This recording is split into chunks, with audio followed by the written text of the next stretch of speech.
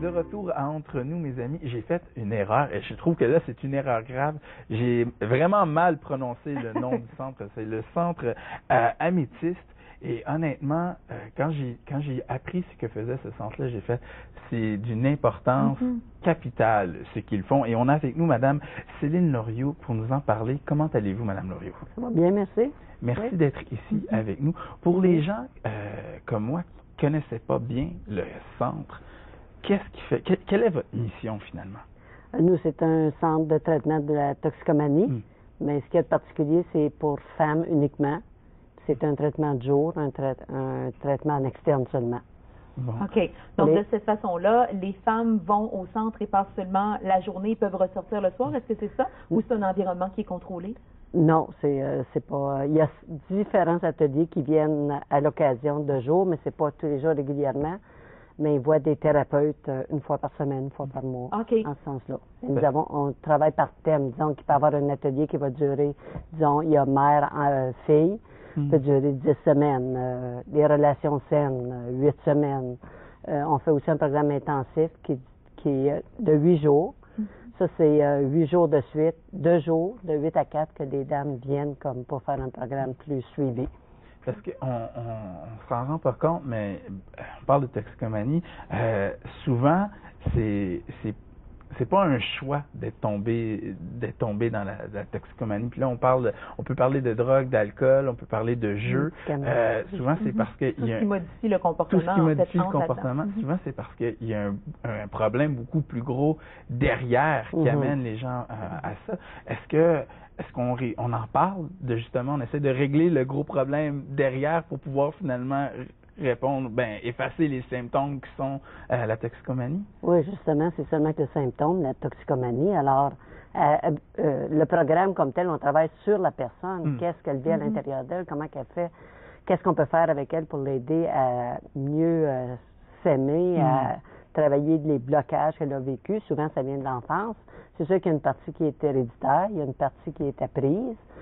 L'environnement peut être une cause de la toxicomanie, mais de travailler tout ça avec la personne. Alors, c'est pour ça que le programme dure 2 ans. Les gens peuvent venir nous rencontrer durant 2 ans pour vraiment travailler à fond tout. Oui, parce que vraiment, comme on dit, c'est assez gros, la roulette, avec tout ce qui se retrouve à l'intérieur. Le centre est francophone, donc les femmes peuvent avoir des services en français. Est-ce que c'est difficile de trouver, justement, pour les femmes qui vivent peut-être avec la dépendance, un centre où tout va être offert en français, puis on va se sentir bien dans la langue qu'on a tous les jours? Le Centre Améthyste est bilingue, pas officiellement par le ministère, mais offre des services en anglais et en français.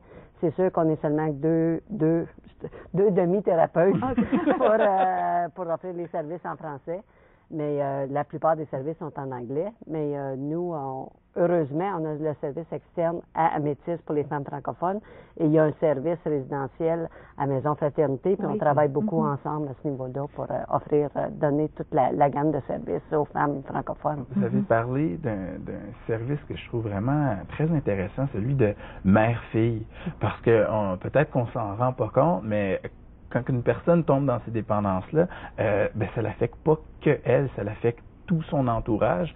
Et qu'est-ce que de plus précieux qu'une relation mère-fille? Je me dis, des fois, c'est la maman qui est en dépendance, mais est-ce que ça arrive aussi des fois que c'est la fille qui est tombée dans une dépendance, puis là, c'est maman qui sait vraiment plus quoi faire parce que ça nous brise le cœur de voir notre enfant? Oui, c'est sûr que ce programme-là, présentement, il est offert seulement en anglais, mais comme on sait, la plupart des francophones parlent aussi et comprennent l'anglais. Alors, il y a plusieurs francophones qui participent au programme en anglais aussi. Mais moi, je suis pas directement concernée par ce programme-là, mais c'est sûr que ça a un impact familial. Alors, pas seulement le conjoint, les enfants. Puis moi, avec ma grande expérience de travail en toxicomanie, ça fait plusieurs années. Alors, je vois finalement, je vois la 3e génération, les petits-enfants qui viennent présentement. Alors, mais on voit l'amélioration, parce que la première génération, c'était dans le déni, puis 20 ans passés, là, c'était tellement tabou, caché. Alors, la 2e génération, ça s'est amélioré. Maintenant, la 3e vont venir nous rencontrer parce que pas cachette, c'est ouvert. On sait qu'il y a un problème de toxicomanie.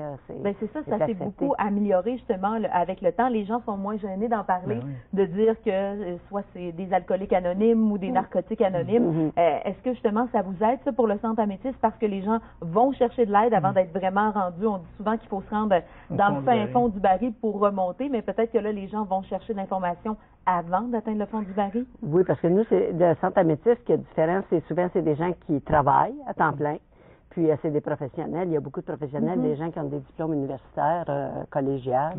Alors, c'est toute une autre clientèle que le monde résidentiel. Alors, c'est des gens qui... En tout cas, le fond du baril n'est pas le même que les gens qui vont se rendre en résidence.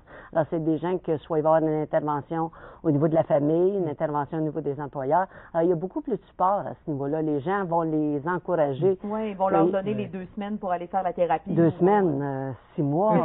C'est rapide, version écourtée, mais... oui, parce que s'ils vont en traitement résidentiel, c'est un minimum 1 mois. Ça peut aller jusqu'à 4 mois. Puis ensuite, il y a toute la réinsertion sociale, la réinsertion avec la famille, la réinsertion avec l'employeur. Parce que c'est une maladie comme une autre maladie. Et je me dis, c'est comme un cancer ou une maladie de cœur, ou vous êtes en rétablissement, vous êtes en convalescence. Qu'est-ce que vous feriez si vous auriez une autre maladie? Parce que les autres, ils ont hâte de guérir, puis s'en retourner sur le marché du travail, puis... Il veut que ça soit réglé. Mais c'est pas comme ça. Non, c'est ça prend Alors, plus de temps.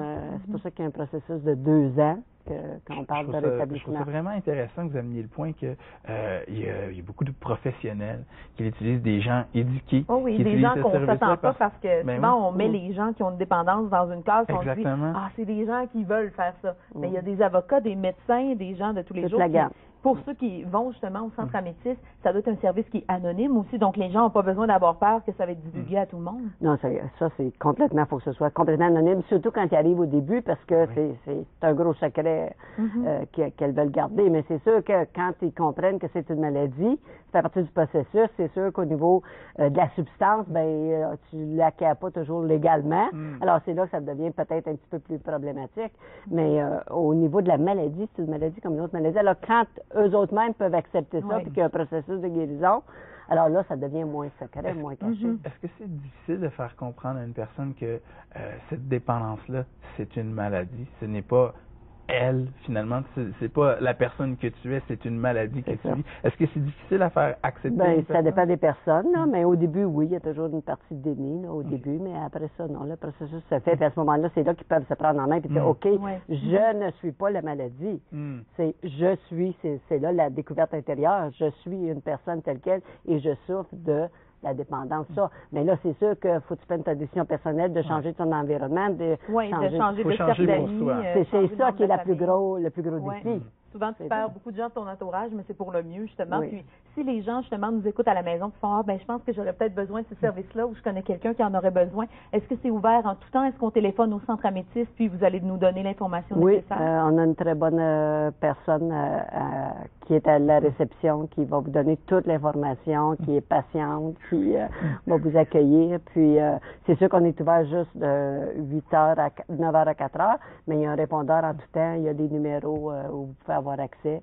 Puis, c'est sûr qu'après ça, si vous allez sur les sites Internet, les plus jeunes vont facilement sur les sites Internet. Alors, vous allez avoir toute l'information, puis en passant par le ministère de la Santé de l'Ontario, alors vous avez tous les services. Justement, on parle qu'il faut faire le changement pour soi, c'est vraiment pour soi qu'on le fait, mais si moi je vois je connais une personne qui est dans le besoin, comme on a dit, elle est encore dans le déni, évidemment, si elle n'a pas décidé de changer, est-ce que moi je peux aller vous voir puis vous dire, aidez-moi à amener cette personne chez vous ou à trouver une façon de lui faire admettre qu'elle est en train de dénier qu'elle a un problème? Non, malheureusement, tu es impuissant devant Si on l'amène par force, je pense que ça va être une thérapie qui ne sera pas vraiment mais non, la personne ne viendra pas. Mais ce qui est important, par exemple, c'est les personnes de l'entourage doivent apprendre, eux autres, à aller en thérapie pour gérer leurs émotions par rapport à cette personne-là. Pour lâcher prise. Parce que si ça t'a fait comme ça, c'est parce que toi, tu as un cheminement à faire par rapport à ça. Tu dois accepter que la personne elle a le choix aussi de faire le processus de guérison ou non. Mais le fait que la personne s'inquiète pour elle, ça donne un message à la personne qui souffre de toxicomanie de OK, si l'autre va chercher de l'aide, ben moi, c'est ça, ça allume des petites lumières. Puis enclencher les fameuses étapes pour être capable de continuer. Merci beaucoup d'être venu nous parler du Centre Améthyste, parce que je sais que ça peut venir en aide à bien des gens, peu importe la catégorie de salaire, peu importe le nombre d'enfants que vous avez, le milieu dans lequel vous vivez, la maladie de la toxicomanie, ça touche plein de gens partout. Au retour, on retourne en cuisine pour s'amuser avec Chantal. On aura un jeu qui semble assez difficile pour vrai, mais soyez prêts si vous avez des jeunes à la maison qui aiment les mathématiques, on pourra découvrir le jeu 0 avec Chantal McFadden de chez À l'échelle du monde.